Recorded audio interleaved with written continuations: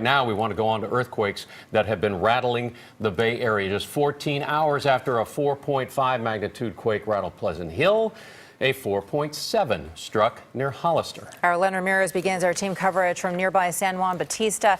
Len, you started the day in Santa Cruz. Did you feel the earthquake there? Yes, I did. I was in Santa Cruz sitting in a parked car, and it felt like somebody was standing on the bumper and jumping up and down. But there was curiously no reaction from other people who were walking down the busy sidewalks there. So I wasn't really sure that it was an earthquake until I heard later that, yes, in fact, it was an earthquake that was centered here in San Benito County and right here in the city of San Juan Bautista, which is right on the San Andreas Fault. At the Windmill Supermarket in San Juan Bautista, the earthquake was not strong enough to knock bottles off the shelves, but it was strong enough to rattle nerves. Oh, it shook for a couple of seconds. Scary. The crazy ladies that lived through the earthquake, huh? At the hair salon next door, there was laughter and relief that the shaking did not do any damage. No, nothing fell. But I was visually watching the leaves and everything shaking. And I stepped back into a doorway and actually held on to the doorway. Barbara Moore lives near the earthquake's epicenter in the farm and ranch country just outside of Tres Pinos. There was a jolt, and then there was a little bit of a roll, and then there might have been a little shaking too. It was definitely a little longer than just a hard shake. There was no damage at Mission San Juan Bautista, and although everyone was shaken up a bit, walked to the door frame, and that's when I heard someone outside say, "Hey, it's an earthquake." They also called it a worthy wake-up call. What do you think about this? Kind of freaky that it's 2 days before Loma Prieta anniversary, no?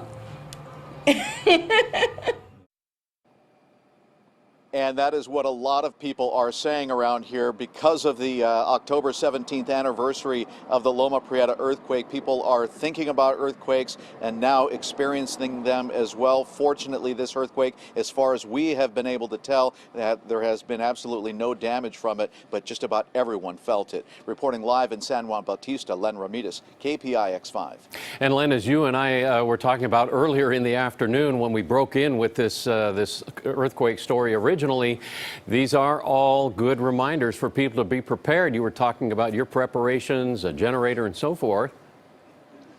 Absolutely. You know, we always hear that reminder to be prepared, and I did buy a generator a couple of months ago before I even knew that we would have the blackout or anything like that. Set it up just a couple of days before just to make sure everything's running. Now I'm glad I did, and it's one of those things that you have to keep on updating and make sure that you have kept it running well and there's fuel and you have the right mixture and things like that. So it is something that you have to stay on top of, but as we continue to experience these earthquakes, it's more important than ever to have those preparations. Also the canned food, also the stuff that you can go to in terms of water and groceries and ice and things like that, as well as spare fuel. I mean, there were long lines getting into the gas stations during the power emergency a couple of days ago. You're going to have gasoline to make these generators run and to get around as well. Right. Cash up and stash up. All right. Len Ramirez, great advice as always. Yeah. Appreciate your insight. That Hollister quake happened along what is known as a creeping section of the San Andreas Fault.